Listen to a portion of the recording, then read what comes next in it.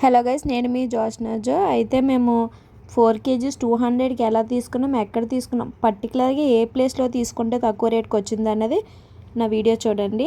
Skip చేయకుండా చూస్తేనే మీకు క్లారిటీ వస్తుంది.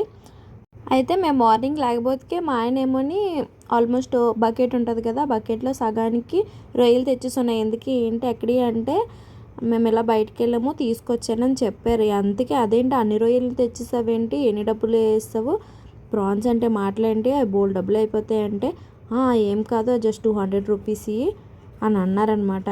అదేంటి అన్ని రొయ్యలు మనమేం చేసుకుంటామంటే తక్కువకి వచ్చినప్పుడు తీసుకోమంటే రొయ్యలు ఉత్తగానే దొరకవు వేగన, అవి 150 200లో అయితే కానీ ఎంత కొద్ది రావు. అలాంటిది మనకి 2 కేజీస్ వచ్చి 2 కేజీస్ కదా 4 కేజీస్ మేము వేరే వాళ్ళకి సగం ఇస్తాం. సో అయితేనేమోని ఎక్కడ తీసుకున్నారు అని అడిగితే ఆయన చెప్పింది ఏంటంటే మార్నింగే ఏదో పని పడితే వైజాగ్ వెళ్ళారంట. అక్కడ సండే అవడం వల్ల వాళ్ళ ఫ్రెండ్స్తో కలిసి యార్డ్కి వెళ్ళారంట. వైజాగ్ యార్డ్ ఉంటుంది కదా, అక్కడికి వెళ్ళిపోతే క్రౌడ్ చూసారా, పిచ్చి జనాలు అంటే పిచ్చి జనాలు. ఇంతకీ వీడియో మా ఆయన షూట్ చేశారు నా కోసం. సో టాపిక్లోకి వచ్చేది ఆయన ఏమోని మార్నింగ్ చాలామంది జనాలు అక్కడి నుంచే పట్టుకెళ్తారంట, హోల్సేల్గా అమ్ముకుంటారు అక్కడ. సో అయితే మా ఆయన వాళ్ళ ఫ్రెండ్స్ కలిసి వెళ్ళారని చెప్పాను కదా. అయితే బుట్ట ఏదో అంటారంట, బ్లూ కలర్ బుట్టలో వేసి అమ్ముతారండి చేపలు. నేనంతా తెలివి తక్కువగా అడిగానంటే ఏమండి బుట్ట కూడా ఇచ్చేస్తారని అడిగాను. అంటే బుట్ట ఎవరో, బుట్టలో చేపలు మనం తెచ్చుకోవాలన్నారు. సో చేపలు అయితే ఇంకా ఎక్కువ వస్తాయంట.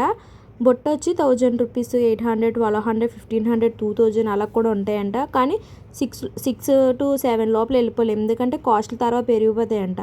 సో వచ్చి ఆ బుట్టలు అంటారు కదా అవే.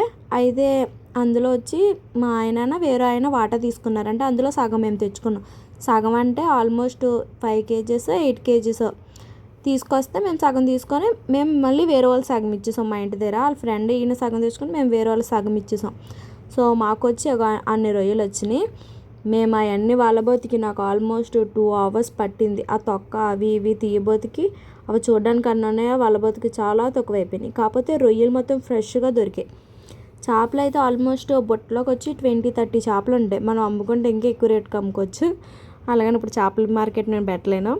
సో అయితే ఆ రొయ్యలు అయ్యి మేము బాగా తొక్కది తీసి క్లీన్ చేయబోతుకే మాకు చాలా టైం పట్టేసింది. పక్కింటోళ్ళు ఎదురింటోళ్ళు వచ్చి సాయం చేశారు. అందువల్ల మాకు బేగనే అయిపోయింది. మా అబ్బాయి ఏమో చేప అని పెద్ద నోరెట్టి ఇది మొత్తం వినబడేలా చేస్తున్నాయి. సో ఎక్కడైనా సరే మనం నార్మల్గా అయితే మేము పెద్దగా మా ఆయన బయటికి వెళ్ళి తీసుకురాడు, ఎప్పుడు మేము దరిదాపుల్లో మార్కెట్లో తీసుకుంటాం. అయితే ఆ రోజు ఎందుకో సండే అవడం వల్ల ఎందుకో డ్యూటీ పరంగానే ఎందుకో వెళ్ళారంట. అయితే సరే కదా సండే కదా మార్కెట్ జరుగుతుందని చెప్పి వాళ్ళ ఫ్రెండ్స్ తీసుకెళ్తే అక్కడ వెళ్ళాడనమాట.